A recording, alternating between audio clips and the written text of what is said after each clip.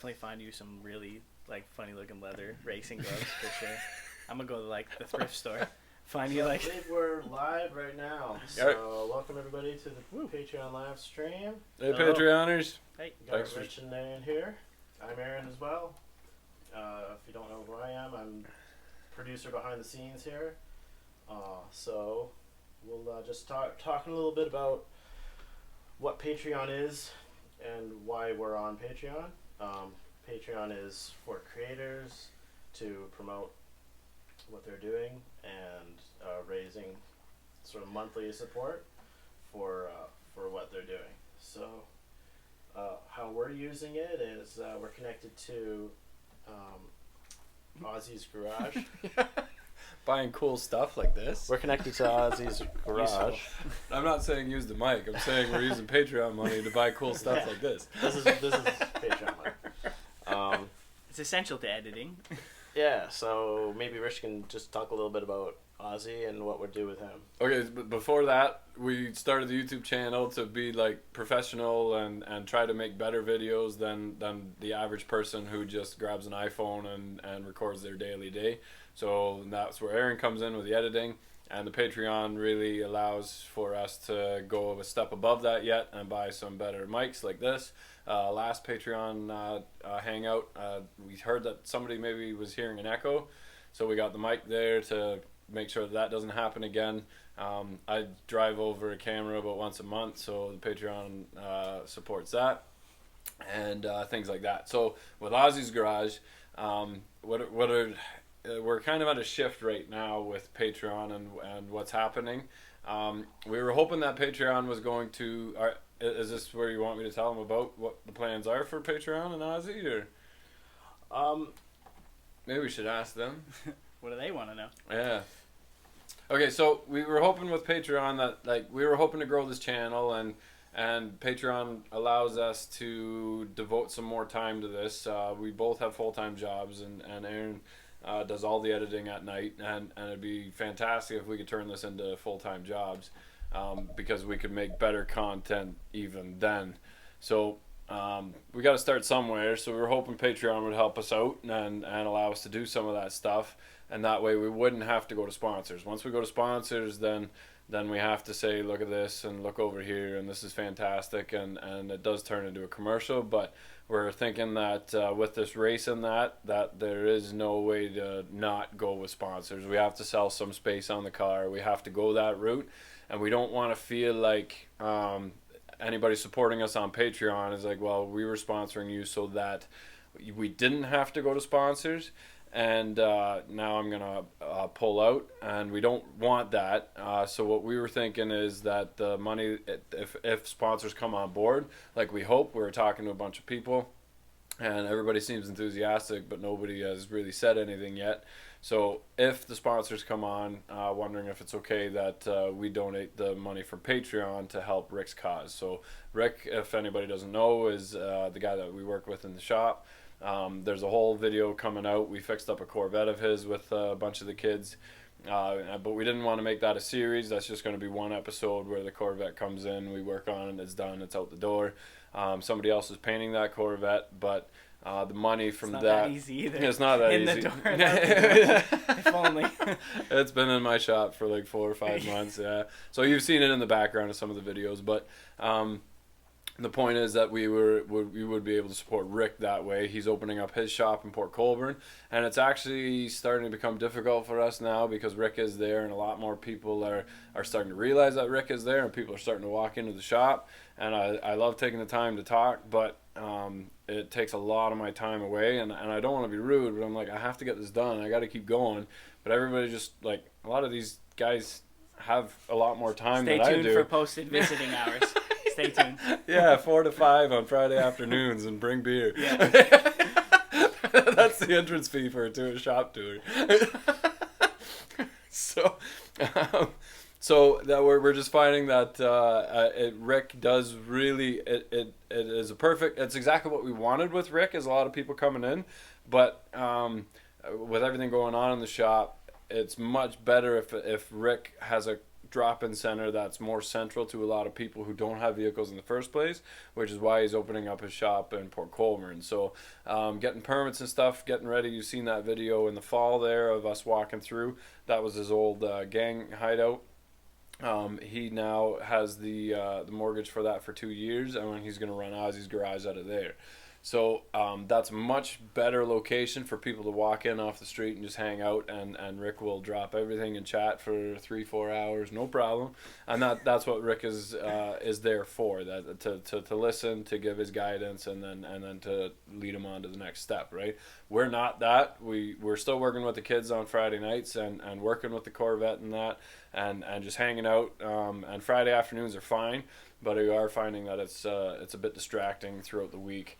I got bills to pay, and I got customers wanting their stuff back. As people are saying, "Where's the LS? Where's the LS?" Well, there's a lot of stuff going on behind the scenes that we don't post about, and we'd love to post more of that and have a daily vlog, but we've got full-time jobs. We can't do that. We can't do it. Lots of projects coming in. Yeah, and so much cool stuff that's been offered to us, made available to us. We just need time and money. Yeah. It's like, oh, I want it. It's like, but before we know it, we've got 30 things in the yard, and the place is a disaster. But at the same time, the Fleet Master, the guy that bought it, talked to him today. He's picking it up in a couple of weeks, so we just finished up the last few things on it. Silverado's pretty well done. The LS Mercedes is on its way out. We got delayed a little bit with the exhaust and the dyno, but once that's in, we're off to the next step again, so then we can go full tilt on that. And then in May, we're starting a W140 with a turbo LS in it, and we're also working on a Escalade with a 3.3 Cummins, which is a whole other beast, and a 5-speed manual. So those things are, the Cummins is in the shop, the LQ4 that's going in the Mercedes is in the shop. So then those are happening unless they stall. They still have to pay me for some of the work we did, but and then after that, the race car. So. Prioritizing, really. Yeah. We got one question on Patreon right now. If you're watching this, you're on Patreon, shoot us a question. We're gonna start answering these. Is there any way I can read the questions better? Right here. Chris Boot says, would you ever consider doing test drive videos / reviews of local vehicles similar to the Smoking Tire, but more focused on diesels and swaps? Just don't break them like the Tahoe. Yeah, that one was from before already, but yeah. I don't know. If there's enough interest in it, sure. We did the auto show, was actually our first real day of filming, I think, right? Did I submit the Tahoe stuff before we went to the auto show, or did we just go to the auto show? Well, and we kind of discussed this on the side as well. Reviews and first impressions are a big difference. In order to review something effectively, we actually have to spend time with it, right? Right. Especially a vehicle, you have to actually spend time with it, drive it, experience it in different applications to give a solid review on it. There's a lot of first impressions, but a review can be a lot different. Right. So when we did the auto show, everything's brand new and everything's amazing and everything's awesome because everything's shiny and everything's we're talking perfect. about the Toronto auto show that we did 2 years ago. Right. Now. That was our first videos ever. Right. And you can tell. But there's no shortage of new reviews. There's no shortage of automotive media that go a step above us and drive a car for a week and do a review. But I don't find them that exciting, I guess. I don't know. I'd be interested in what we're doing now. I was just talking about local guys. Right, and that's kind of what we're doing is going to the automotive shows, and if there's something like with the Rat Rod Duramax that came out today, we'll review it, give our first impressions of it, and just kind of share something that we think is cool because somebody built it. And we're really a channel about building, and we're appreciating everybody else's builds, no matter what it is. So we would do that, but as for a new car or new diesel, I don't think so. No. Well, this is also just talking on this. Like he mentioned, the Smoking Tire. I think regular car reviews is another channel. Right. Taking the car for a drive. that's that's kind of up to you guys. Like, right. Could people show up at the? Oh yeah. Actually, yeah, we'd be up for that if we could schedule like a couple hours in the afternoon. If you got something cool and you want to show it off and you built it, I would be up for that. And making like an entertaining review that way, but not to say go out and buy this or go out and whatever, because this new Mustang is awesome, or this new. Send us an email though. Yeah. Send us an email. Event, right? Like maybe let us know what you want to do, and we'll collaborate with anybody. We'll do that. Right. Sure. So there's a couple other things that are lining up. And should we talk about TMP or Queenston? Or is it too early?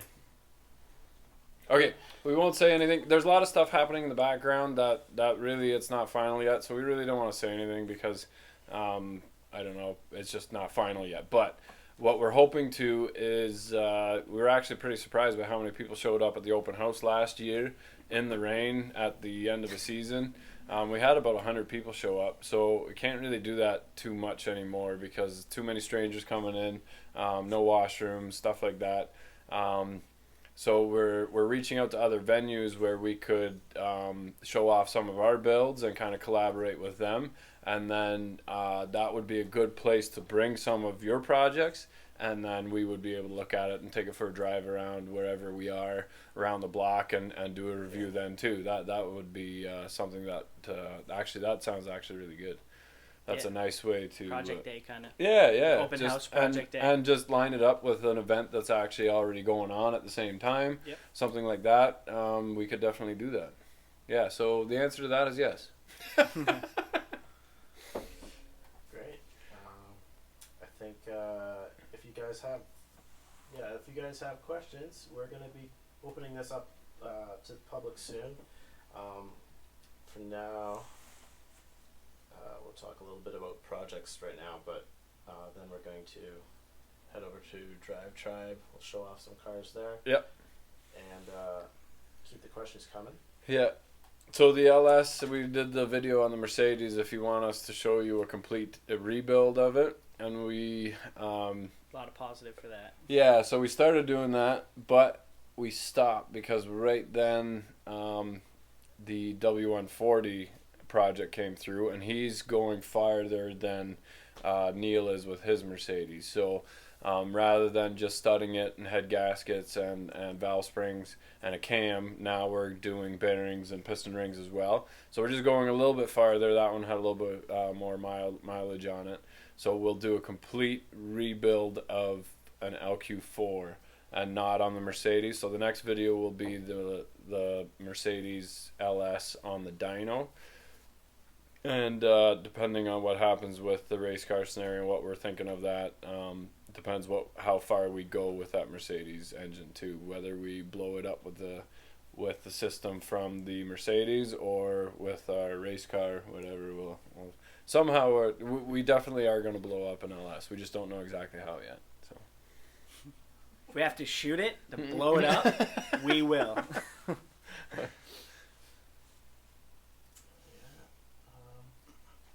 Right, I'm just getting ready to go public here. I'm just checking for questions. What's going on with your Silverado? Anything? Silverado, we did get more lights from Auxbeam, and that's and really we need a tire sponsor because tires are holding me back. I need about $1,000 worth of tires on that thing. For everything. Just $1,000. Yeah.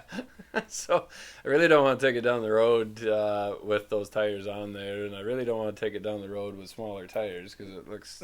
I like the stance and the look of it so much. Looks great right now. Interior's all done under the hood, just the wiring. I got to hook up the backup lights. We got the speedo figured out, and Auxbeam did send us lights, and actually we're doing some cool stuff with that. I said I'd take a light bar, but I'm not putting it on the cab. I'll let Aaron explain what we're doing with that. Well, so Auxbeam, the video's coming. We're working on it. Yeah. So what they sent us a bunch of rock lights actually that typically go under the body, and to highlight your fancy suspension. Yeah, your suspension, all your stuff under there. So we thought we'd do a little something different. Rich doesn't want to put the light bar on the cab, So we're actually going to take it and we're going to put it in the toolbox that's in the truck bed. And so in the toolbox, but shining into the truck. Shining in, yeah. It'll actually be mounted inside of the toolbox with a little a piece of plexiglass on the front of it so that it's waterproof. And then, it'll be shining in. And it'll also be adjustable as well, so we can point it up, point it down. And then the rock lights are also under the rails of the bed? Under the bed rails, and they're pointed in on an angle. So the idea is we're going to pull my dirt bike up in there, and we put these lights on, and we'll go to a show, and we'll show it off real nice. So, and 2 of the rock lights as well I have ran to the engine bay. So they're going to be on Rich's nice custom air box, and another one maybe just shining on the chrome that's on the top of the Cummins engine. Right, so Auxbeam, there's no shortage of videos of installing lights, and wow, they're awesome, but we're just trying to do something different with them and actually use them practical. So these the rock lights do glow in white, but then they also glow every other color, and so does the light bar. So it actually pretty cool setup. It syncs with your phone. You download an app, and then you can change the colors, and you can make it dance to music and blah blah blah. So we were really happy with that. So we're gonna wire those up though, so that they're practical, so we can see what's in the bed of the box, so we can see our tools and whatever, but also tilt it so that when you're riding your bike in the back, you're not blinded by the lights, and then we'll see how that works out. But it's going to be a pretty sweet setup without being too. And with that said, actually, they sent us 8, and I have 6 mounted right now. I have 2 more rock lights, so give me an idea of where to put them. Where should we put them, guys? Did you put them in the inside the toolbox lid? No. Oh no, not the lid. Yeah, so not the lid. I suppose we could do that for the toolbox lid. Right. Yeah. But I feel like that's a waste of such a good big light. Yeah, I guess. All right, we'll figure it out. We'll put it somewhere. I was just looking at them today while I was working on the toolbox. All right, we're gonna go public. All right. So there we go. Is that Mercedes hello, up there? everybody. Hey. You're just joining us. This is our Patreon monthly podcast, and what we're doing here, we're just answering questions so far away. And in the meantime, we're just going to head over to Drive Tribe, which is over here. So I don't know if you guys noticed our nice new mic that was thanks to Patreon support and some YouTube money. So we're going onward and upward again. And actually, I didn't break a camera this month, so we've got an extra $100 to have some fun with. The guys that signed up on Patreon, they're getting some tape bosses signed and some other stuff. So yeah. By sign, we mean just wiping some grease on it. So a lot of stuff going on. The biggest thing that happened for us actually is, we signed up for a race. So now we got to build a car. We've actually since realizing since signing up, we've realized that there are people in our audience that don't know who superspeederRob is. Really? All right. So what's happening is we follow SuperSpeederRob, who got famous. He was actually famous before YouTube even started. Wait, can we call him Spaghetti? I think it's awesome. He allows that. So his nickname is Spaghetti. So he's done very well for himself. And if you have a set amount of $1 million in the bank account, you can be your own insurance. You need to have a set amount of, say, $5 million, or I don't know what it is. But then if you hit somebody and total their car and break their neck, then you need to have enough money there to cover the damages, right? So I think that's what he's able to do that. How did you find that out? Yeah. Somebody said that there's no other way that he can. So he got famous on YouTube. We don't actually know. We don't know this. Maybe SuperSpeederRob is watching this and he can verify. Yeah. How do you do that? Insurance? His videos are just going out seeing how many speeding tickets he can get in an afternoon, and that's a good afternoon for him. So I mean, when you pay all the cops off, and it's no. Not even. He's like, oh, thanks for the ticket, you caught me, whatever, and it's entertaining, and a lot of people like that. But that's how he kind of got famous on YouTube. So now he's. He was saying that their documentaries, a lot of that was just him watching in the car with other people too. It wasn't always him. Oh, okay. So I think there's probably a little bit of everything there. Okay, so. He actually built this Corvette, and he said that he hates project cars because they that you sink all this money into it, and then nobody wants to buy it, and it's not near as reliable as it was stock, and that's probably true. That's actually the first time I commented on one of his videos, saying it's like, I completely disagree, because every one of my vehicles is a project car. It's not that the only thing I ever bought was my wife's car, I think, that I haven't touched, and I meant to. And they're reliable. The Tahoe only broke because we were abusing it. And I was told, I don't know if somebody wants to look up how much a 1-ton Dodge dually with a dump box and a Cummins weighs, but and the trailer, right? And the trailer weighs at least 1,500 pounds. Yeah. So I was pulling a lot with that, and expected it to break. But anyway, that's beside the point. So he put out this challenge, first to a select few, and about this race on racing their project cars, because he's got a little feud going with Rob Dom. Is that how you say it? And I don't know. I read it and I say it, but I don't know whether you don't follow right. all these guys. so he's like, yeah, talking about his Lamborghini. I don't want to watch that video. But anyway, he's building a 4-rotor RX-7, and Rob Spaghetti said that, I want to challenge you to a race in about a year from now, because I know your car won't be done yet. So Dom accepted that, because and his car was at SEMA. It's a beautiful car, very well done. It's completely brand new.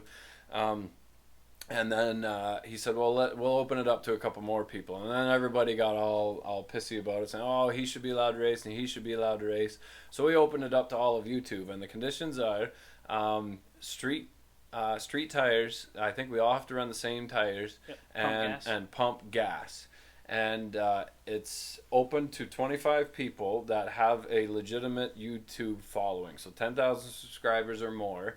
An entrance fee of $2,500, which is like $8,000 Canadian, and then you show up to Florida with the car, and we have to do. I'm sure it's a variety of road course and drag course. Yep. It has to be road legal as well, because we have to commute from track to track. Right, so we have to drive the car from track to track. I'm sure it accumulates all the time, and the person with the least amount of time wins that challenge. And the thing is, it's not just the quickest laps, it's also how many laps you can do in 20 minutes. Yep. So when your car breaks down, then that's it. And I think he's out to prove that we're out to find the most reliable YouTube project car, because there's no shortage of project cars.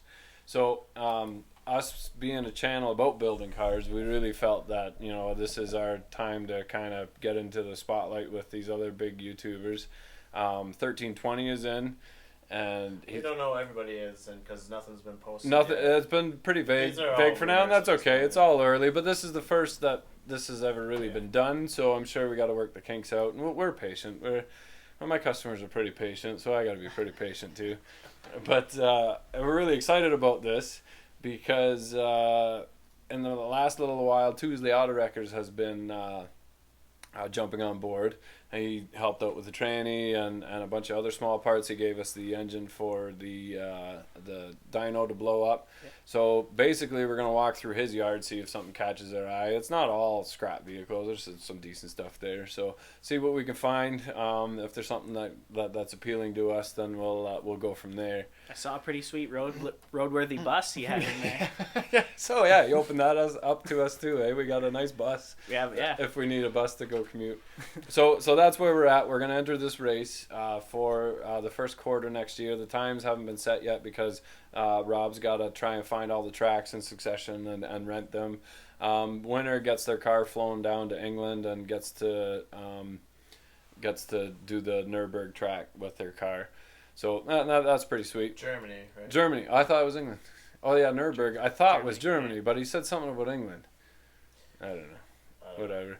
We're like, our chances of winning, we're going up against $500,000 cars is about 1 in like 80, and there's only 25 contestants. So,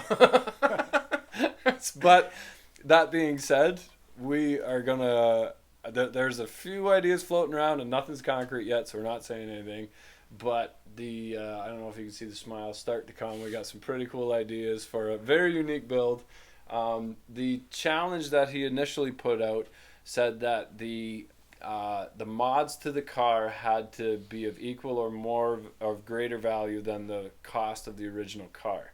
So if you spent 80 grand on a vet, you had to throw to be eligible for the race. It had to have 80 grand worth of mods done to it. So that was his $10,000 challenge. That's not our race, but we're gonna do that anyway. So we're basically gonna blow an entire car apart and build our own car. So if it all comes together, a lot of stuff has to line up yet, but we're really excited about this one actually. So I'm losing sleep and watching videos already. And, yeah. Got a couple comments. Okay. They're right here. So ChuckE2009 says, "Love your videos."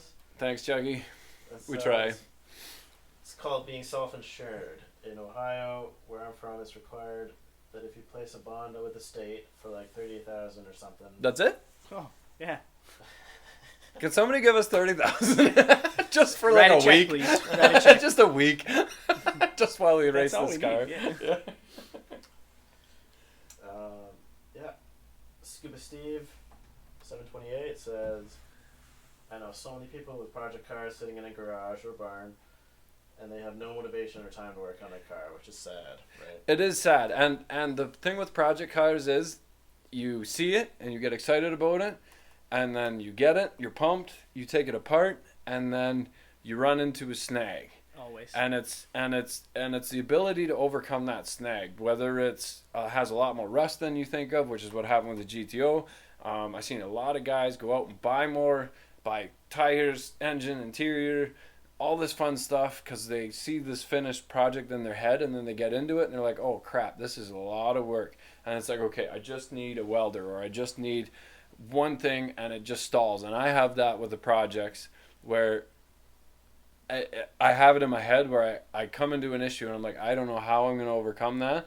But then it takes me a week or so to get over it in my head, and then all of a sudden I'm like, oh, that's how I'm going to do it, and then I get back into it again. Quite often what we find too is people will get ahead of themselves in the project. Right. So people see stuff and they get excited and they start spending money when it's not needed yet, and that's a big thing. And then people end up not having enough money to finish the build, or motivation, because money, right? Money motivates everything. Yeah. So I think the convertible Fleetmaster that we had brand new tires on it that are all weather cracked and never rolled down the road. Fresh chrome pieces for it, all that kind of thing. But all that finishing. Is last. Yeah. It's so project cars. We got to make a better video on that. We'll line up a couple of the project cars and how to go about finding the right project car, because it's just like. The dually, he had it in his head that I want this crew cab long box dually, and that's the most important thing to me, so nothing else matters. Doesn't matter that air conditioner, windows, fan, brakes all need to be done, because that's the last thing, right? But if the guy that built the Ford F-350, he just wanted a reliable regular cab long box, so he didn't care what it was. He just wanted a Cummins and he bought that Ford because it was cheap. Because it had a blown power stroke in it, he wasn't able to drive it. Turns out the transmission's garbage too. So now he's into the entire swap plus a transmission. Now the project's not worth it anymore. He hates the project because driving that truck, he realized he spent way more than he really wanted to, and he could have bought something finished or nicer already. So being able to figure that out, and same with the LS. The guy had the wagon, he loved the car, he realized, okay, I need the engine's drinking coolant, transmission's no good, so I want an LS in there and I want a turbo in it. That's in his head, doesn't really matter anything else. That's his project car, right? You just got to know that when you pick your project, you know what you're getting into, and rust is the biggest thing for us. It's like, you peel back a couple layers of paint and Bondo, and it's like, oh, it's all garbage underneath here, hours and hours and hours. And same with the GTO. I look at it now, and just a little bit of welding in the trunk, but all the welding's done, and I'm standing back, I'm like, how did I ever find the amount of time to do this work? Because it's so much work. Yeah. So time and money, and families and life gets in the way, so. Yeah. If you guys have questions, just ask away. We're going to be tackling questions if there are any. And for now, we'll just switch over to Drive Tribe. So Drive Tribe is, if you go to DEBOSSgarage.com/Drive Tribe, or just Drive Tribe and search for DEBOSS Garage. Basically, if you have a project, if you have a car you're working on, or if it's done and you want to show it off, well, this is the part of the show, I guess, where we take a look at some of what you guys are doing. So some pretty cool stuff here. So first of all, here's what we got from Josh Kretzer. Yeah, I love it. Yeah, the rest of Love the channel enthusiasm. Also, the idea of putting a Duramax in older pickup really hits home, and I'd love to see it. I've been working on restomodding a 1956 Chevy 3100 short bed for 2 years. Scroll down a bit. What's he got under the hood? It's 4BT. Cummins, yeah. Yeah, Oh, 4BT, nice. Yeah, MV45. I've seen the valve covers, yeah, nice. Did all the work himself, making the drive shaft. Looks nice. Good. Looks good. 4BT NV4500. Nice. Hydro boost brakes, disc fronts, single door glass, rubber wiring harness. What's in rough shape? What's going on with that dash? Let's take a look at this. Yeah, very nice. That's when we started. Nice. Awesome. So, we reached out to you guys too. Looks like he made his own box. Yeah, I was going to say that. The rails, yeah. Yeah. So we reached out and said we'd like an old truck, and there's one in Wyoming that we're really interested in. We're talking to him, but this race kind of came up, so that might have to stall for a bit. But it was a 57. 57. I forget the model already. It was a bigger one. It was a 1-ton. So, and it looks in great shape. So we're hoping to do that. That's all digital. That's all digital custom dash. Is pretty cool. Yeah. I like that. I wonder what frame it's on as well. Yeah. It's on a newer frame. And then we were just walking to the wreckers looking for some stuff, and the owner says, "Oh, look what just rolled in," and he's got a 2014 bus chassis on a complete air ride suspension, all set up, lit on fire. So the engine transmission's no good, but the mounts are all there for like our Duramax, shorten the frame. And it's like, we just signed up for the race. It's like, again, right thing at the wrong time. So, but we would, in a heartbeat, throw that. It would be awesome if we had the funds available to build a. So Aaron and I were talking about it on the way here, to buy the air ride suspension, throw that 57 Chevy on it, build that as a hauler, tow the race car down to the track with it, and then use the Silverado as like a service truck. Put the tools and everything in the back of it. For like the advantage that we have on the race too is that everybody else so far, as I know, is sending their car out to get built by somebody else. But we're the ones building it. We don't know everybody. Yeah. Well, and no. So the ones we've seen wrenches. so far is they're getting other people to build it, and there's nothing wrong with that. They're involved to some degree, but. If ours breaks, we can fix it. Right, and it's parts that we made for the most part, so we just have to bring some spare parts so we can make it again. So we might have to call up somebody in Florida and use their welder and TIG. We'll get her done. So what do we got here? What is this one? Is that a cat? 2 project cars I have in progress on my tribe. Citroen. Dad had a Citroen in Holland, yeah. And then Mistral body. Sports car build. Yeah, that's pretty sweet. Yeah. Yeah, it's pretty nice. Guy looks like a body man. Yeah. Yeah, it's from Desmond Shackle. Let's go back here.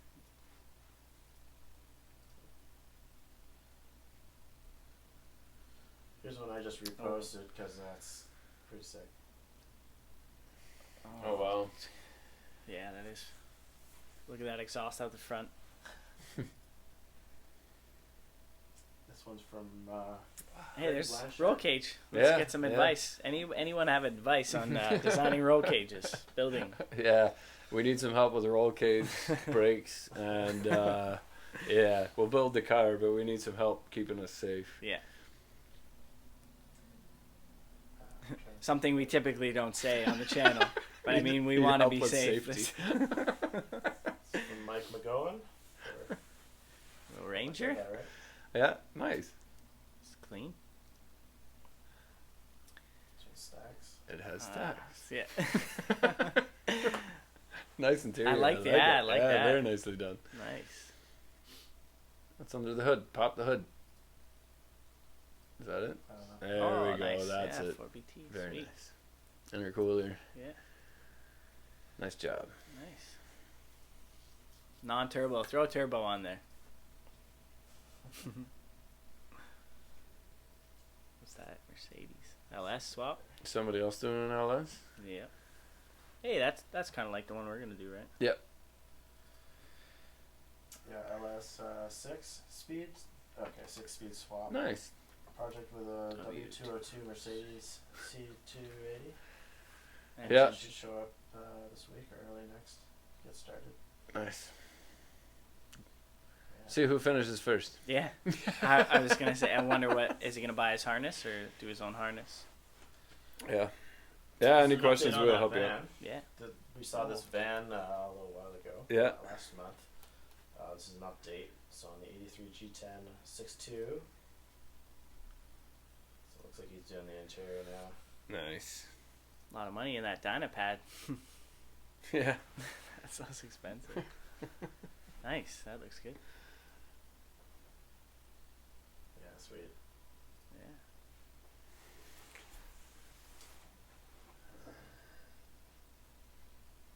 Yeah, so that was before. Great. That's everybody on Drive Tribe. I know I think we have a couple questions. Let me just check here.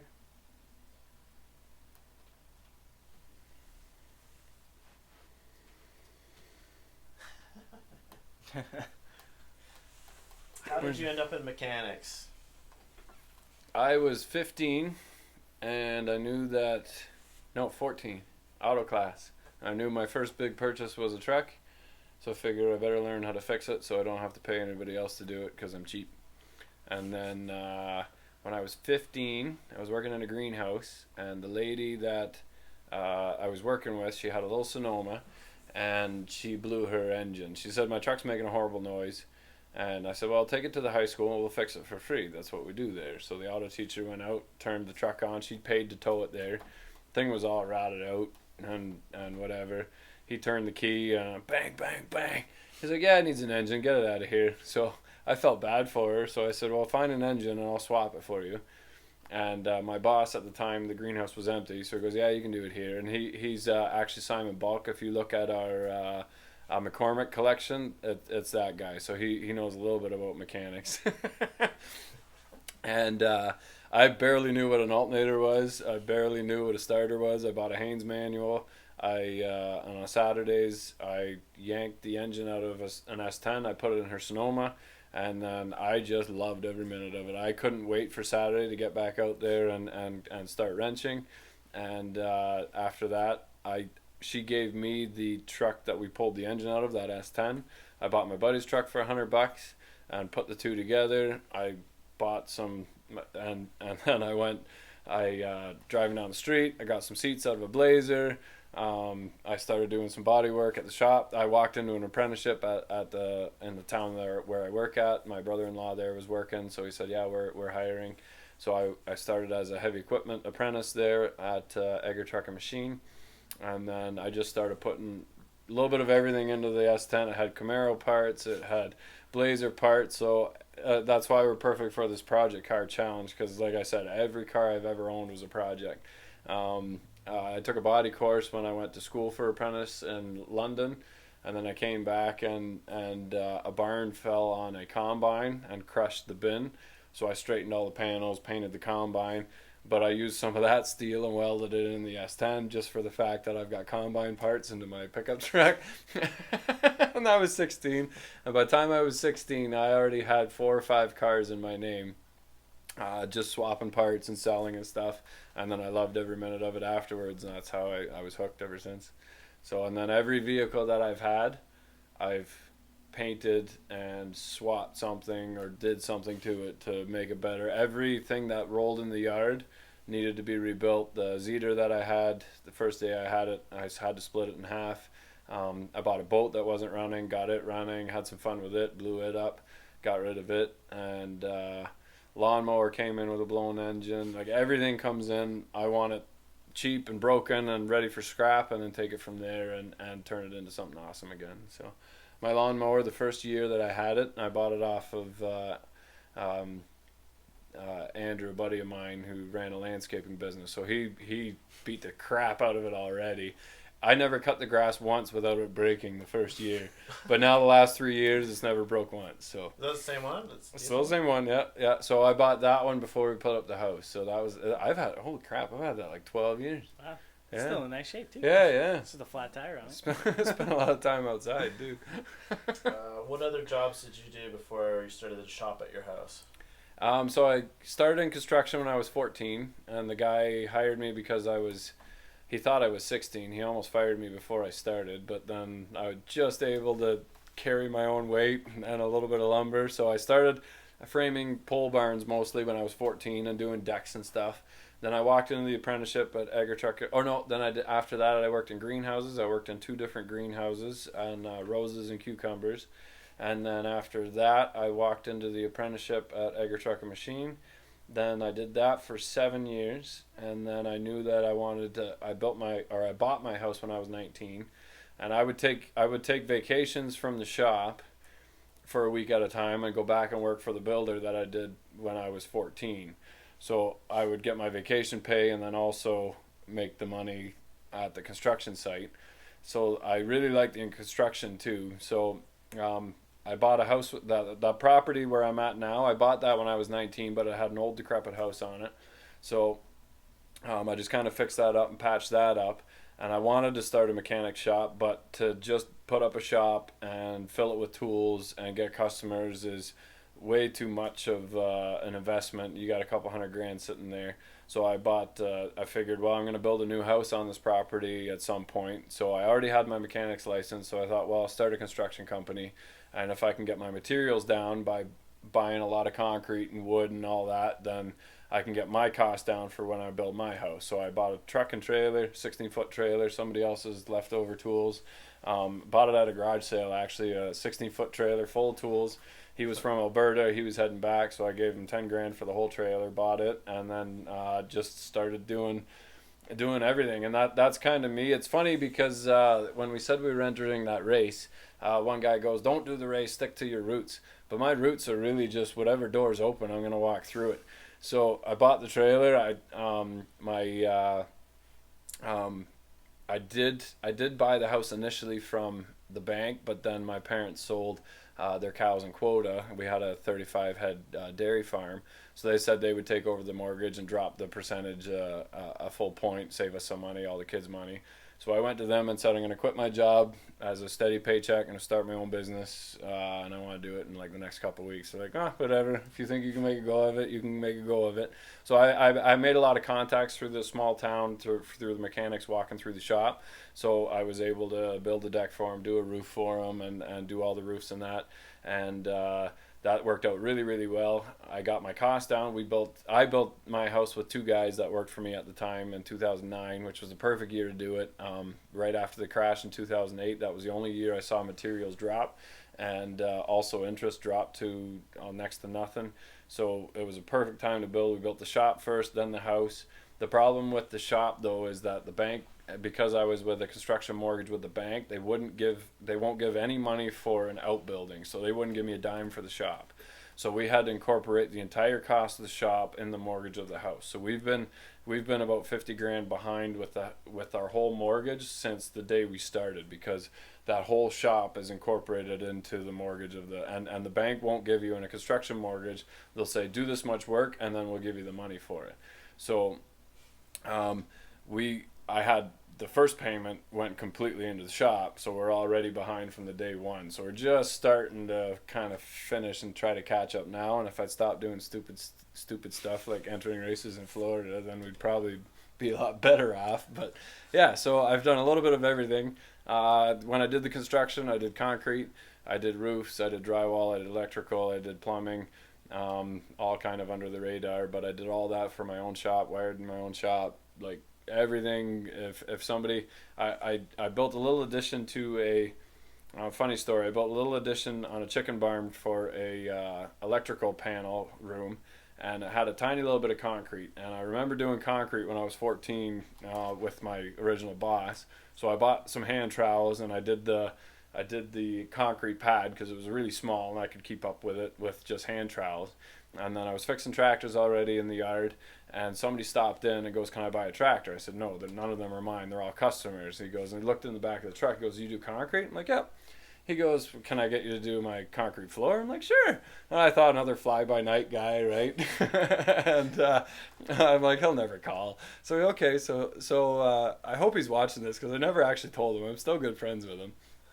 But he comes back like 2 months later. He goes, "All right, my barn's done." And it was a pretty decent barn. It was like 40 by 40. No, it was 30 by 50, something like that.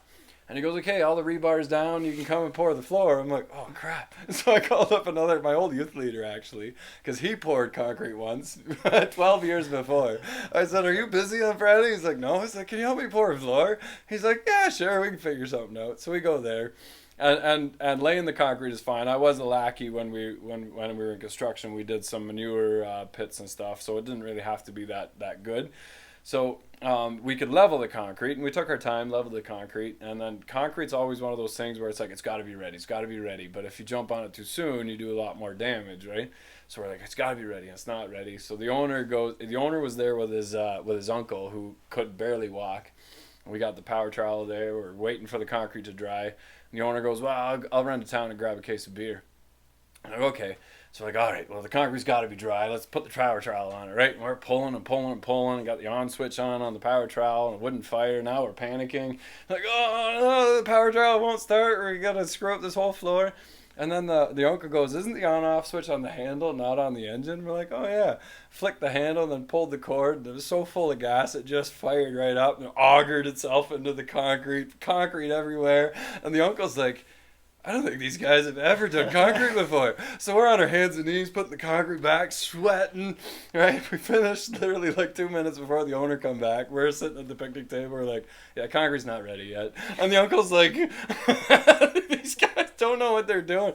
We did the floor. We waited. We did it. We did the edges, and it turned out really nice. And the owner's standing there. I remember my buddy was finishing doing the last power trowel on it, and I'm just like, "Oh, it worked." And then he's like, "You guys do really nice work." And I looked at him, I said, "Honestly, I can tell you that this is the nicest floor I've ever poured." But it's like that with everything. It's the guy said in the race, "Stick to your roots." But my roots are just whatever. So the Mercedes build was the first one. The 4BT in the Tahoe was actually the first 4BT. I did the 5.9 in the Silverado first. The Studebaker was the first of its kind. When I built our house, I drove through a subdivision and looked, because we did mostly barns, and I looked at all the different stages that the houses were being built at, and I just walked. I'm like, okay, well, that's how they do that, and that's how they do that, and kind of start off square and end up square. And my wife looked at me and goes, "How do you know what you're doing?" And I'm like, "Don't worry about it." How does anybody else? Yeah. They learn. So, and same with just about everything. So and this whole racing thing is new to us, but we did have a little 240 that we had on the track. I do feel confident in my abilities. We're still going to show that I can drive. We're goofing off in the yard a little bit. There's a TMP is thinking about helping us out. So if that works out, we can do some fun stuff there. And I've always driven rear wheel drive cars. I'm handy with a stick shift. The work trucks actually were my first automatics. I always drove standard. We had a Skyline. Hoogie imported a Skyline in, so it was right-hand drive. So I feel confident shifting with the left and all that fun stuff. So I don't feel nervous at all that we're going to be competitive. I have this thing in my head where I can shut off that voice that says "don't do that" or "that's not normal" or so when we were racing, I scared the crap out of a lot of people, because there's that thing where it's like you're going too fast, like you got to slow down in the corner, and you just kind of turn that off. I'm like, it'll be fine. We're in a field. Like, if you miss the corner, who cares? You just sideways in the grass and end up back on the course again. So. I used to drift in between hay bales. You hit the hay bale, you're fine. Yeah. So our 240 had lots of dandelions all over the side of it. So yeah, we're gonna have a lot of fun. So I just want to we're answering these questions so far from Patreon. We got Raymond who's asked us all these questions, so he's watching. So I do have Here's your calendar. Here's the calendar. I signed all the tape bosses, and he's sending them out. Downstairs. That's October is our car there. Yeah. So we're going to be sending that out like tomorrow. Yesterday. Yeah. And we apologize. Sorry about that. Well, that's just logistics with how Patreon works. Is every month. So if you is a month behind. And we had 4 people sign up right at like the beginning of the month, and you have to wait until the end of the month for payments to process. Otherwise, we're just giving these away. Like right. That's just how this works. So unfortunately, blame him. I'm just here for the. He also asked what's going on with the Tahoe. We did answer that. With Tahoe? Silverado. Yeah, we did answer that. Silverado is Auxbeam sent us some more lights, so we're hooking those lights up. They gave us a light bar, but I said I'm not putting it on the cab because that's not practical for me because I don't do off-roading and it's illegal to have them on the way. So we're actually building it inside our toolbox to shine into the bed of the box so that Aaron can take the truck to some racing events with his dirt bike so he can load his bike in the back, see everything in the back. They gave us some rock lights, were really sweet too, just tiny little LED lights. We stuck them under the rails of the box to shine everything that we need in the box, and we also put some under the hood. Those are meant more for underneath the truck and in the wheel wells and that to show off your suspension, but we're just trying to find some different uses for these videos to kind of expand the market for it more or less. Auxbeam was happy to send those to us. They're really cool lights. They pair with your phone. They change color. Awesome. They dance to music. Yeah. So. But we like to be different. That's all. Yeah. So that takes some time again. But basically, what's holding me up on that is that right now I don't need it. I got the Tahoe and the Saturn is holding up fine. My wife really likes the Saturn. She made the comment last time her transmission was jumping. She goes, I think you should buy me a new car. So I found her another car, another Saturn that was smucked up and low mileage. So I'll probably just drop the K-frame out of that and throw it into her car and keep her happy. Put a turbo on it. Put a turbo on it. But the real thing is her car's great now. Her car's not acting up anymore. As soon as the other car rolled in the driveway, and that's the car that was on the trailer on the last Tahoe video. But it's okay. It's one of those things where. You bought the car because your transmission was acting up in your main car, right?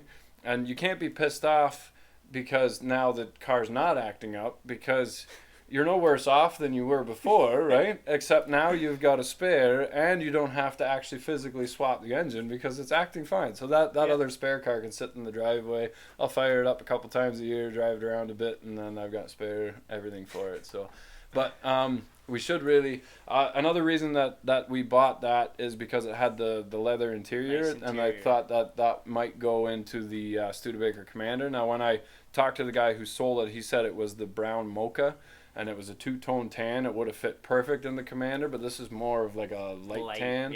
Yeah, so we're not going to put that in the Commander, but I think we found one at Tuesday Auto Records out of an Envoy that's perfect. So yeah, that looked nice. It needs the seat cushions redone, but that's fine. So but right now the Silverado is just getting its last few touches done up, but really I'm not in a hurry for it because I don't need it.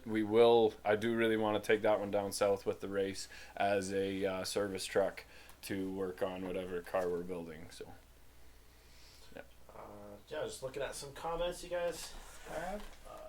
We love Jeremy.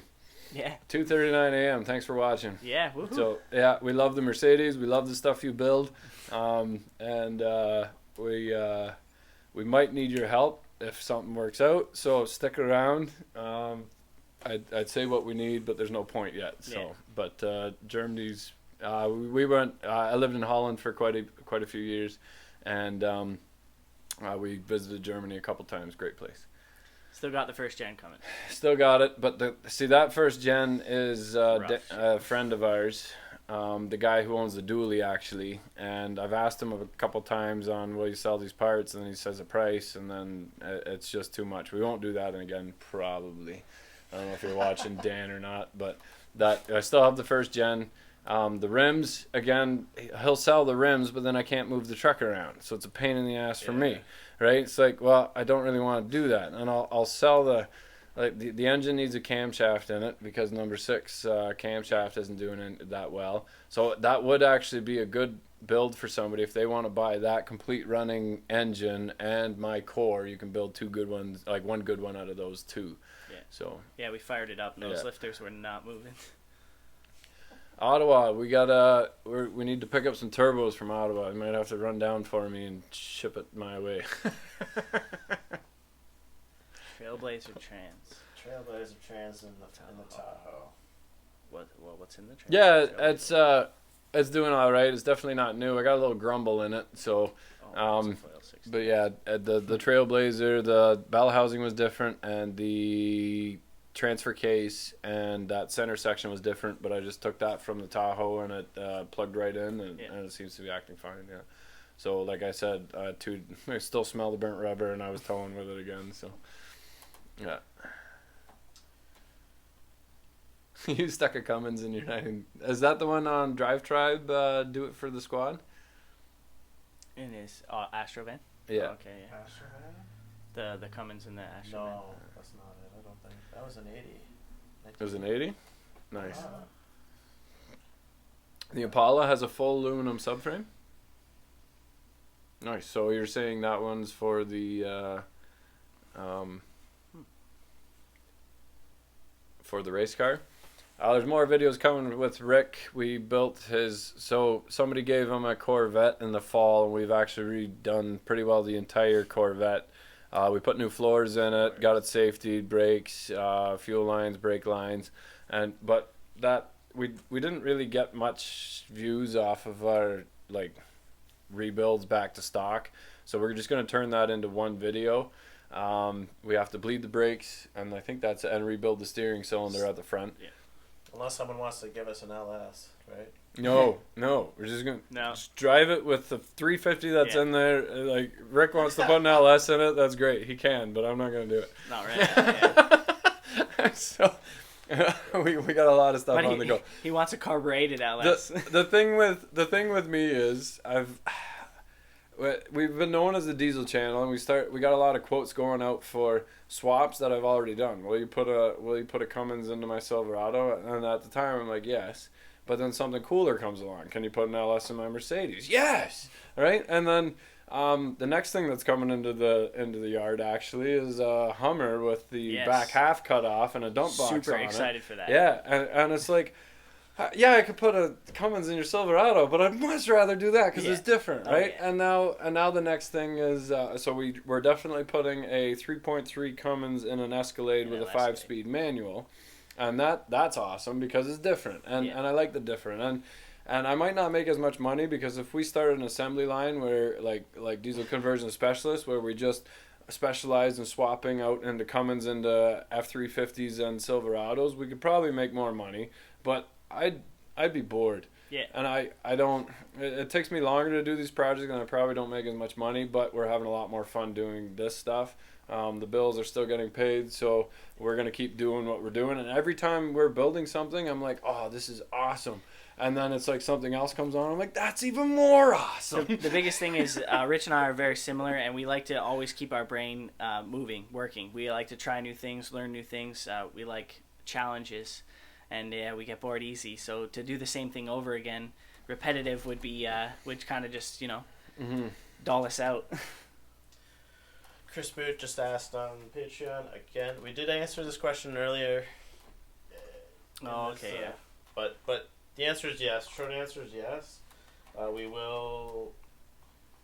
If you want to bring your vehicle by the shop, just send us an email. Yeah, but what we're actually hoping to do is talking to a couple sponsors, and we're hoping to have some more events off our property. Yeah, where we can say, listen, on Saturday, June, whatever, we're going to be at this location.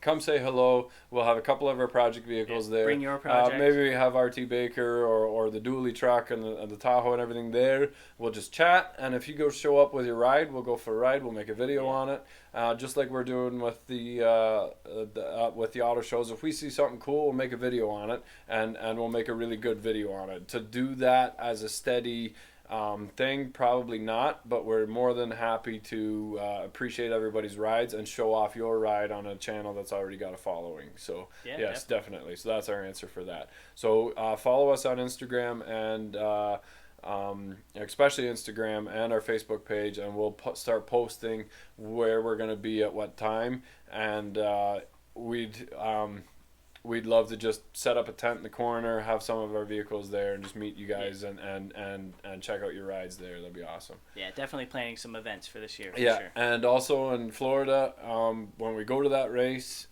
meet us at the tracks. I know Roadkill has an app where when they're moving, you can see exactly where we are. Really? I don't know if we can work on something like that. So hey, no, serious. Cool. We need a. I understand the need for it. I'm not an app guy. If anybody out there knows how to make an app. Yeah. So there's GPS, so you can follow us, saying, okay, well they've been on the I-90 for like 6 hours now. Maybe they need another 4L60. So I got one. Yeah. Roll up beside us. And pull over on the highway. Yeah, and so we're hoping to do a couple more road trips, and we'll probably definitely maybe go to Roadkill Nights again. So if they have it, I'm sure they'll do it again. That was a huge hit. So then we can meet you guys there, and rather than walking around, that was pretty strenuous too. We'll probably just set up a booth behind some of our stuff, and we'll bring a bigger cooler full of food, and then just relax and have some fun there rather than walking around. So. Yeah, new GMs disappoint me in terms of overall quality. Pat V says that. Yeah, what Pat V, what are you driving, and what are the issues that you're having? Be specific. Yeah, I think that it's hard to get away from any of that. It doesn't matter what brand you go to. That's why we're kind of stuck in the early 2000s, mid 2000s, building that stuff. Yeah. Because everybody seems to have gone for the cheaper. And unfortunately online, and I don't want to be the channel where it says everything wrong with, but I'm just sharing experiences that you might come across if you're considering buying something. This is just stuff that I'm talking about. But there are lots of video review channels on new vehicles, but unfortunately everything you search online is going to be something wrong with that. If you because bad news travels faster than good news. So for every one person that says I love my car, there's 20 people saying I had this problem, I had that problem, I had this problem. And people love to see people right, fail. And it could be manufacturer, or it could be neglect from an owner that just doesn't do maintenance properly either. So tons of factors for that. Like the older than the newer with the Impala.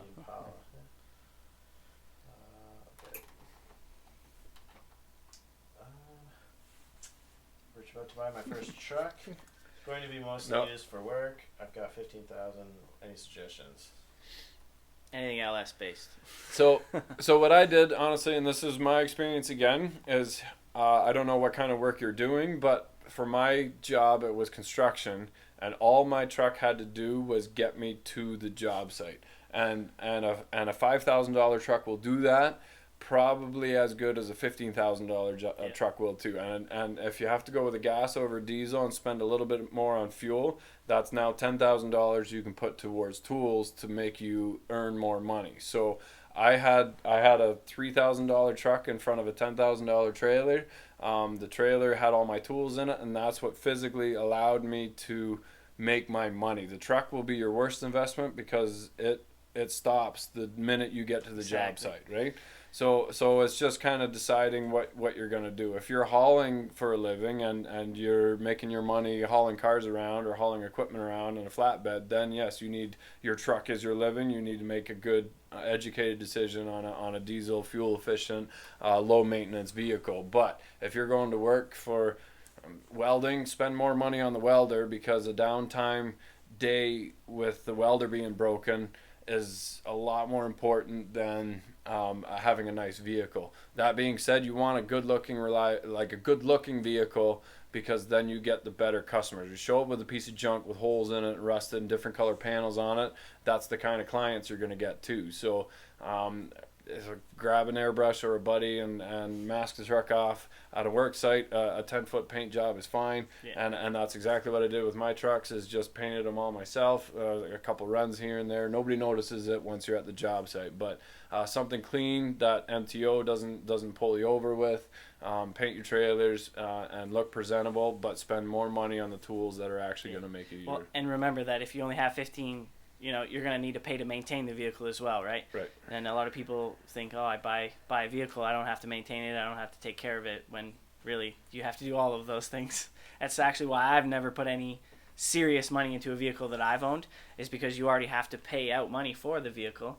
Why would you want to add more to it, right? When it can go to other things like my dirt bike.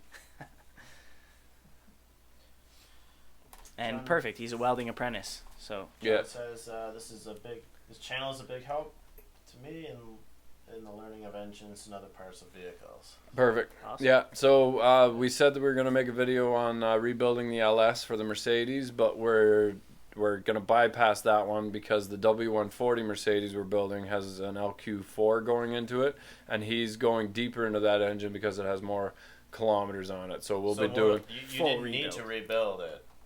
Well, I didn't need to rebuild the one that was out of the hybrid because it looked spotless. Like, it looked brand new. And we essentially did that for the viewers. We essentially right. So we tore it down, and then right when we did that, we got the call saying, okay, we want an LQ4 and a W140, but we're gonna put rings and bearings in it. So we're just taking that one step farther. So we'll get Aaron in the shop, and then we'll make a really good video on rebuilding it from scratch. So we'll definitely keep those going. Chris Boot on Patreon asks, I hear that Fergus truck show is canceled. Really? Do you plan on going to any other truck pulls this summer? We really don't plan on going to the same one twice. No, it's we don't want to do the same. That's exactly it. Just watch last year's video again, because we're not going to do a whole lot different. And that's why we didn't go back to the auto show, but we went to the motorcycle show. And we didn't. We're going to try and do something different every year. And this summer looks like it's going to be really, really busy. So I don't know if we're actually going to go to too many shows, but we're going to be part of some shows. Put it that way. Yeah. So. That was good. Without releasing too much. Yeah. Was the build car announced? No. No, we didn't announce the build car. We have something in mind, but it's still in the works, so there's no point in saying anything. That will be on the next live chat, I'm sure. But what we'll do is, if everything lines up with this car that we have in mind, then we will hype it up for a bit, show it, and then we need some help with roll cage, safety equipment, and brakes. I was thinking maybe we'll drop a couple hints on Instagram. If you guys follow our Instagram. Well, there will definitely, if you're supporting us on Patreon, you'll know before everybody else. Yes. That's for sure. But then we'll leave it for a bit, try to save some money, get some sponsors, finish all our projects that are in the shop, and then focus on the car right after. So our disadvantage is that the race is in the first quarter of 2018, so that's January, February, March, and we need to have the car kind of done towards the end of summer so we can practice on it and take it to a couple tracks and beat the tar out of it before the snow flies and the ground is so cold the track is so cold that we can't connect. So that being said, we still need prior commitments of the Mercedes builds and the Escalade. So, but we need a lot of stuff to kind of line up beforehand anyway. So that gives us a good time to do the paperwork while we do the physical work, and then go hard on the physical end of it. So, and we can use help too. I don't know if we can go to certain shows and bring the car not finished, just kind of tinker on it, and That's a good idea. We'll figure that all out in the next month or so.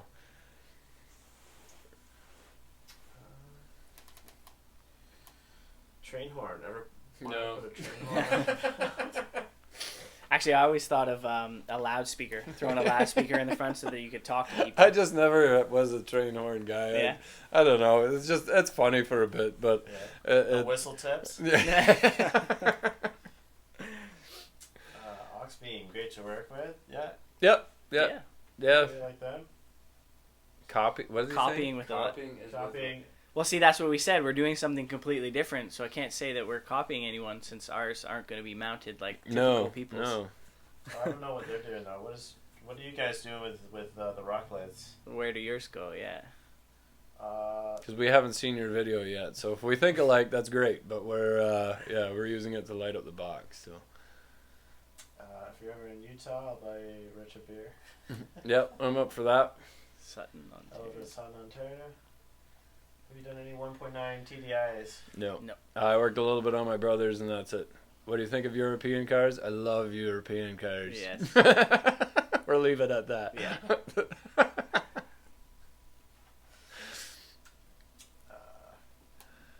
You think a good vehicle would be for a teen getting in a vehicle, whether for mileage or for something else?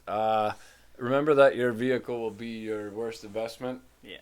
So keep whatever vehicle that you can afford on a moderate budget. Keeping in mind that you're going to lose on the investment regardless. That's a good vehicle. One there's plenty of. I always, way back when, people ask me, what should I buy? A Sunfire. Well, everybody has a Sunfire. Exactly. Exactly. You get rear-ended. Easy to find parts. You smash into a fender, you know what? There's 30 of them lined up in a row on the scrapyard. Exactly. You know, help yourself. You know, the switch broke, that broke, this broke. I need tires. You know what? They're all readily available. You go buy a one of a kind, you're stuck with expensive repairs and that. So that's or something you know something about, so that when you first get it, you know you can work on it yourself a little right. bit. Something That simple. Save some money. Yep.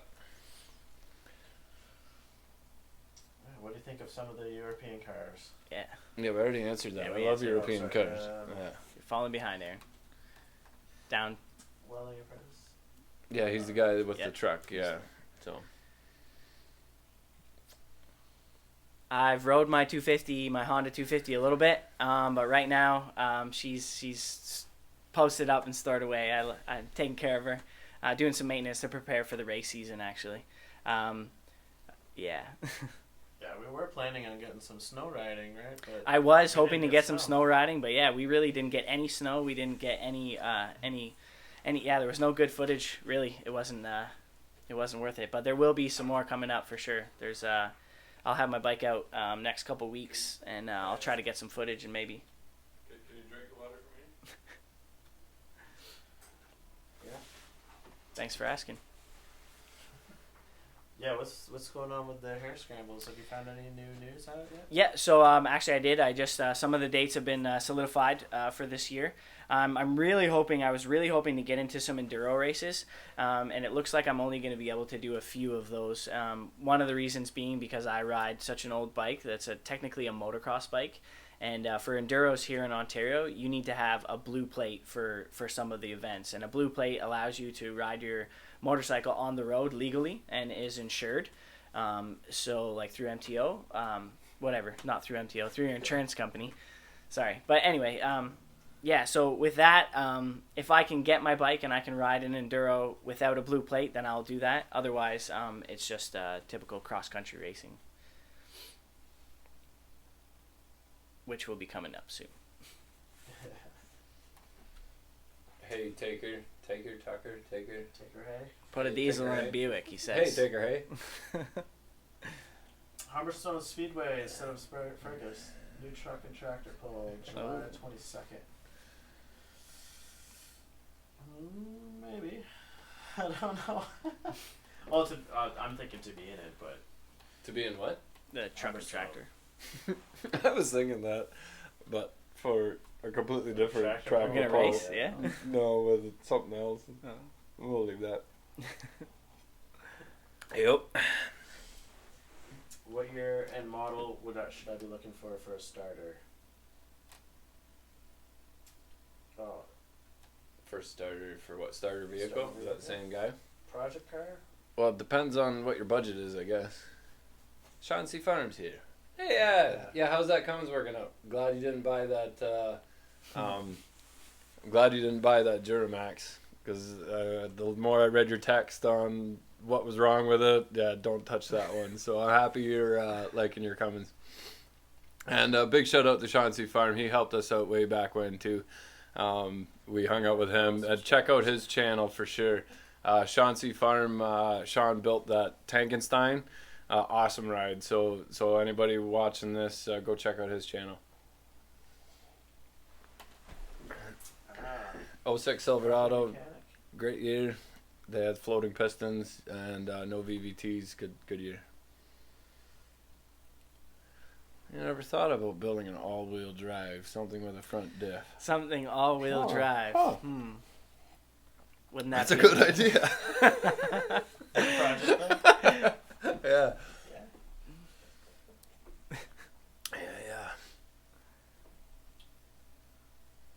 So 4B, where do I get the 4BT? 4BT really is hard to come by. I got mine out of Chicago, and my guy used to scrap all the old aluminum band bodies. So you have to get one that came out of an on-road vehicle. So a bread truck. The 4BTs that came out of the gen sets and the construction equipment don't make good on-road vehicles. You got to change the pump in them. And if they're non-turbo, you can't just throw a turbo on it. They need oilers for the pistons. So really, where do you get your 4BT? Anywhere you can possibly get them, because and they're minimum $3,000, and I've seen them go as much as like $4,500 for just a running 4BT. So yeah, people take what you can. People who have them love them. Put a diesel in a Buick. You put a diesel in a Buick. Yeah. Well, where do your projects come from? I think maybe people don't understand. My projects come from half me and half customers. Is it here, build this? I say okay. So the 3.3 liter Cummins in an Escalade, that's somebody's. The W140 Mercedes LS is somebody's. And the Hummer that we're gonna get in the shop, the H1 dump truck Hummer, that one's somebody else's. But I'm loving. I enjoy building them more than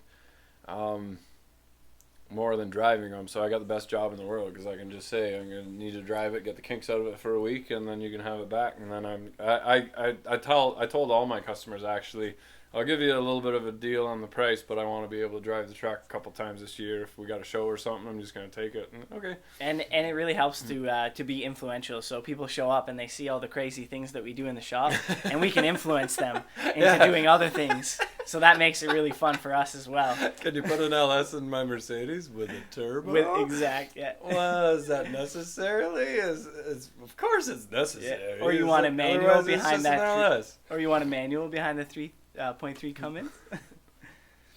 Little things, the little things. ISB39 swap. Yeah, they're a headache, I'm sure. Probably the tuning, because of the electronics, right? We love our manual pumps, nothing to them. So we're not doing a roadkill episode and putting a Cummins in a Cadillac, because we don't want to be like everybody else, unfortunately. So Andrew was on here last time, and he put the NV3500 in the Escalade first. So check out his build on Drive Tribe. It's just unfortunate that somebody came to me literally like 3 weeks later and said, can you put a Cummins 5-speed in an Escalade for me? And it's not my choice. I said, yeah, I'll do it. Mainly because he brought me a 3.3 liter Cummins, which is smaller, cuter, and it's a whole new ball game again. The bell housings don't line up and all that fun stuff. It's already tore apart.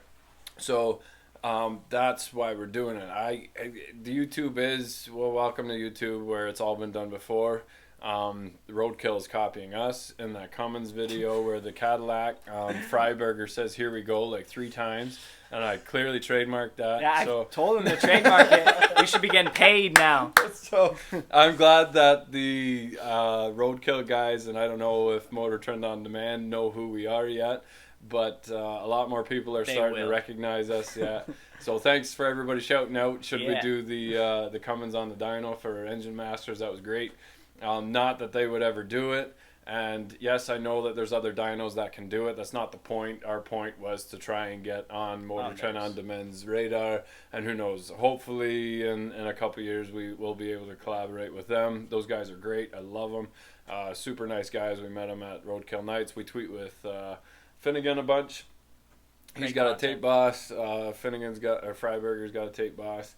So but to just blatantly copy them, that's not going to happen. So for our project car build for the race, again, we're thinking of something completely unique that's never been done before. And the nice thing is that we have 30,000 subs, and 1320 videos has 1.5 million. Rob Ferretti's got 500,000 plus. He's almost at 600,000. So we are nobody to them, and nobody expects anything from us. They call that the underdog. The underdog. And nobody expects anything from us, but we're just gonna build something cool, and show up and have a lot of fun with it. And at the end of the day, that's all that matters. And it doesn't matter who wins. It's just being. But we do want to be competitive. We don't want to show up with a piece of junk that's slapped together. We do want to be safe, and we do want to look prepared. We are taking it seriously. We're definitely taking it serious, but our build is going to be a one-off. Like it's going to be pretty cool. Yeah. It's going to be wicked. Yeah. Where do you race your bike? So I race in all of Ontario. Typically it's more northern Ontario. There's a lot more racetracks and trails, private land. For events, and I ride my bike. Actually, I'm super lucky. I can drive down the road about a minute and a half, and I can ride my bike in Crown Land Trails and practice all I want there. So I'm pretty lucky for that. I can ride it around my yard as well. I have about a half an acre, or I can come over to Rich's house and tear up his grass. We actually have the old CN rail actually cuts off the front corner of our property, and I think it actually ends up going to like Woodstock. Oh yeah, but I've never driven it past Jordan Road when I've had quads. So we'll figure that out. Take an adventure on there one day. 98 GMC Sierra 1500 for cheaps, definitely. Body is the biggest thing on that. That was the last year of the Vortec, the 5.0 and the 5.7 Vortec. I had a 96 for my work truck, and I loved it. Great truck. And that was a year with a nicer dash and stuff. If it's cheap, go get it, man. Yeah, super reliable. Yeah, easy to work on. Sean loves his comments. Yeah, good.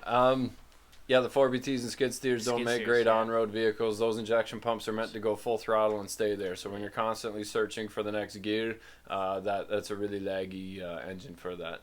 Toyota trucks are definitely reliable. I don't talk about them because none of my friends drive them, and they just haven't been around. So yeah, we don't know anybody. It's funny, like all our reviews and like the Ford thing, when I made the video on everything wrong with the Triton, those are things that I've come across, and I can't say anything about Toyota because I haven't come across those things. They haven't come through the shop, and I don't know enough about them to make an educated opinion. So I can blabber on about how good they are and whatever. Watch the Can You Kill a Toyota truck on Top Gear, and they are excellent trucks.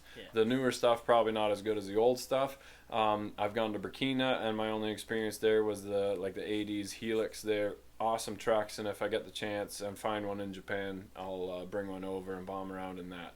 But that's as far as my Toyota experiences go, so why fake it? We're just trying to share stuff that's coming through the shop, and the Toyota hasn't come through the shop, so that's all there is to it.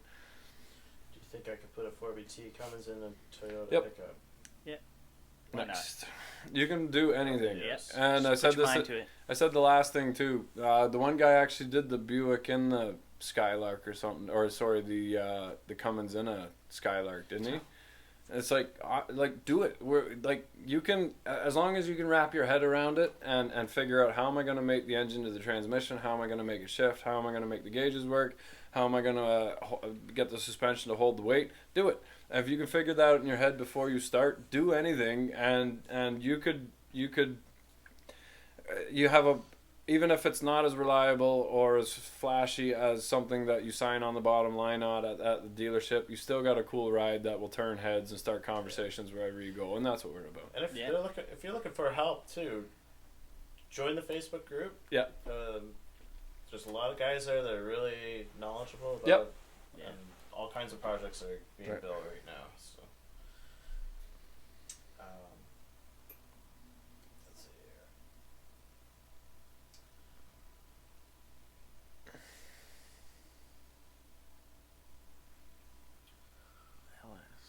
Boss has a twin engine Grand Prix. Twin engine Grand Prix. 2 supercharged. What? She pulls 11.2 and a quarter mile. That doesn't sound very good. Picton Arm Drops, yeah. That's too bad. Yeah. Check it out. Picton Arm Drop. Okay. Picton's a long way away. Trailblazers have the diff bolted to the oil pans. We make it easier to fit into a car. Oh, that's interesting. I swapped a 5.3. How much torque can the diff from the Trailblazer hold? The oil pan. Huh. That's very interesting. Yeah, that's different. That might save us some money. Yeah, we'll have to have a look at that. Yeah, right on. From Ontario, Ohio. Thoughts on Kubota diesel swaps? You're going to run into the same thing with the injection pump where they're meant to go full throttle. Yeah. Really fuel efficient, but I'm sure that it won't make a very nice driving engine unless you can mod the pump somehow to have a better range between your 800 and your 1800 RPM. In one of my previous jobs too, we had a little Kubota diesel side by side, and it had no balls. Why would you want that diesel engine? You can have different ranges of Kubotas, right? Yeah. You can go right up to an 80 horse, but yeah.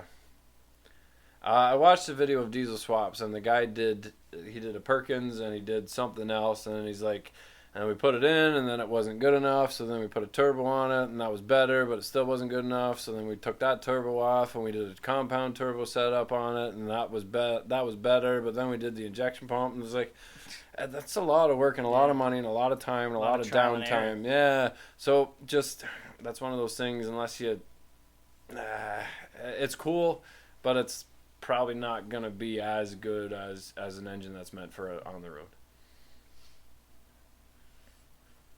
Trailblazer, and that can be annoying to fix when the four-wheel drive breaks. Yeah. You guys deserve way more subs. Thanks. Shout out to your friends. Put a diesel in a sleeper car. Yeah, so we want to talk to, if we didn't say it before already, we got a lot of comments putting diesels into our race car. The rules are, there's only two rules: street tires and pump gas, 93 gas. So we can't put a diesel in as far as we know, and we're not going to because it's also a road course. So diesels will work great. You've seen lots of trucks beating Vipers and that in a straightaway, but that's them building boost and spooling up the turbo at a standstill and timing the spooling properly with the green light. Yeah. If you're racing it down the track, it's too heavy and it's too laggy, so we wouldn't do a diesel regardless. If there's a YouTube challenge for diesel sleepers, feel free to we'll think about that. Invite us. I'm actually not a fisherman. I actually have to buy a new pole every year that we go camping up north because I lose my pole or break it. I go to Walmart and buy a $30 pole. Well, that's your problem too. You don't buy a pole from Walmart. It doesn't matter. I'm not actually a fisherman. I just fish that one time a year. Fix their boat. I go for the beer and the party. It's funny that he says about hunting. I mean, we did shoot a gun a couple. I got to shoot a 50 caliber, and we will again this coming Sunday. So that should be a good video. Yeah, we'll have a video up for that. Yeah. I don't actually hunt, but all my buddies do. The thing was, when I was the mechanic at Eggers, I was a spare tire guy. So I did all the tires. I did a couple thousand tires. And the tire guy was a huge hunter, so all his holidays were around hunting season, and while all my buddies were getting into hunting, I was never allowed to go because I was busy doing tires. So that kind of kept me out. As soon as I kind of got out of the tires, I already had my house, I was broke, hunting's expensive, so I never really got into it actually. So the best hunting I've done is shooting squirrels from the back deck, and that's it. Yeah, and same here. All my friends hunt, but it's just too busy right now. Just busy and stuff. But SS Trailblazer had the 6.0 in that. An SS, really? Have you ever touched a two-stroke diesel? Yes. So the guy that gave us the Duramax, he is putting a 453T two-stroke in that sweet Chevrolet chassis with a 30s Fighter truck cab Yep. on it. I think it's a Ford. So he's putting a Detroit diesel on a GM frame with a Ford cab. So that's pretty cool. It's awesome. So the deal was that I help him get it running. I just had the rad redone for him. And we'll be making videos on that. And we used to have a 2-stroke Detroit in our shunt truck at Eggers. And that thing, you could hear it 10 kilometers away. That thing was so loud and it was awesome. And they would run backwards too. If it came up on compression but didn't go over top dead center, it would bounce back and then fire. It would actually run backwards. Awesome, like fun little truck. And then we sold that one, so that was the end of it. I don't have a pile of experience, but I will in the next couple months, and then we'll have a video on his build as well. Yeah. Cummins. Do you know if the guy with the Fummins ever got it to shift better, and if he has had any more problems with it? I am thinking about putting a 12 valve in my 2005 F550 dump truck. Yes. So, actually, have I got a deal for you? Because that transmission has never actually been fixed. I think he's had it apart and somebody rebuilt it for him, but he's not happy with it. It still jerks between second and third like crazy. So he's actually thinking about putting a Dodge transmission in there because it's only 2-wheel drive, so it's not a big deal. So if you want an adapter plate, a flywheel, a starter, and a transmission controller, hit me up at DEBOSSGarageSales.com, and I'll see if I can make you a deal on that, because we're probably going to put a Dodge transmission in that one. So hopefully it works better for you. He's a little disappointed with that. And I said that before with your project vehicles. Make sure that you know what you're doing with that project vehicle.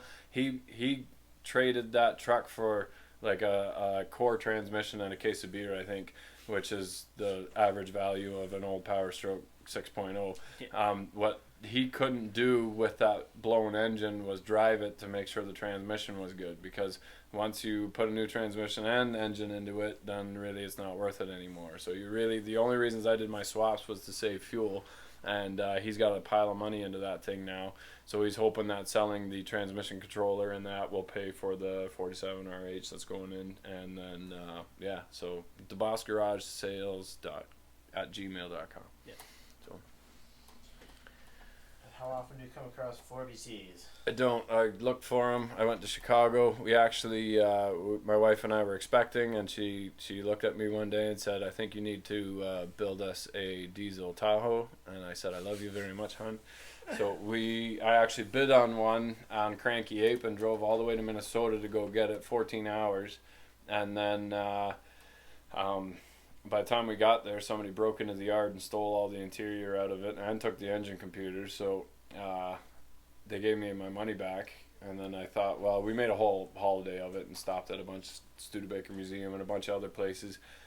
So on the way back, I just hit Craigslist and I found a guy with a 4BT. I said, well, if we're not coming back with the Tahoe, we're at least going to come back with something. Pull the trailer all the way there.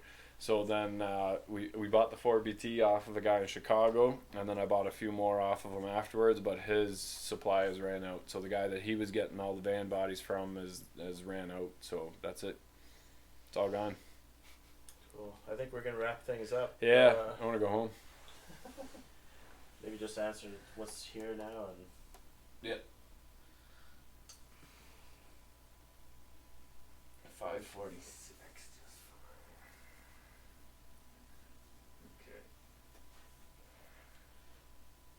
Best used mid-size pickup? My truck. Yeah, what's mid-size? Just a half-ton Chevy. Yeah, half. Oh, 5.3. Yeah, 5.3 Chev. Yeah. The deaths, front diff, trans, Okay. and oil sump are the deaths. Okay, well, we do need the front diff. That's kind of an important thing, so Yeah. never mind. We'll keep her, yeah. And putting a 5.3 LS with 60K And into S10. a 1989 S10 SWB. My body mods are Small beat out on the wheelbase. frame, like most Chevs. Any advice on fabricating new body mounts, bare frame, while keeping everything square? Keeping everything square, that's just measuring and going X's. Find two spots that are equal. probably from the front of your front of your frame, right? And then X to the mounts. Make sure that that's the best way to get them square. Weld them back in, and away you go. Do you follow? So your mount, front of the frame, then your mount. Okay, if this is your frame, your mount is here. Then you just see, you go like that. You go down see, like this. You go like this. And it has to be the same. Teamwork. Mid-size Canyon or Dakota. Then what's a small truck? Yeah, like a Ranger. Like a small truck or like light small truck. So light duty to me is a Ranger and Dakota. Medium duty would be a half ton, and then like a 3/4 and above is your work trucks. So I disagree. Yeah. Canyons are decent trucks. The 5-cylinders, I don't know. They were all right. Yeah. They do some stupid stuff where the rotors, you have to take like the wheel bearing off to change your rotor. Stupid stuff like that. I don't know. The amount of times you do your brakes on your truck, I guess, depends. Rick's Dakota seems to have a lot of issues. I didn't like the Dakota because the RT Baker was put on that, and you can't get lower drop spindles for it. That's really all my experiences with it. So I think we'll leave it at that. Yeah, thanks for watching, guys. Thanks, guys. Yeah, thanks, guys. Stay tuned for the project car. We'll announce something in the next few weeks, I think, and then hopefully we got some more news after that for a bunch of stuff coming together. And if you guys want to start following Rob Dom and Rob Ferretti, and don't bother 1320, he's too big. But make sure that you tell him we sent you over there, though. So yeah, my phone's ringing, so I'm gonna answer this. I'll see you guys, and then hype up our build on the other channel. So see you guys. Yeah.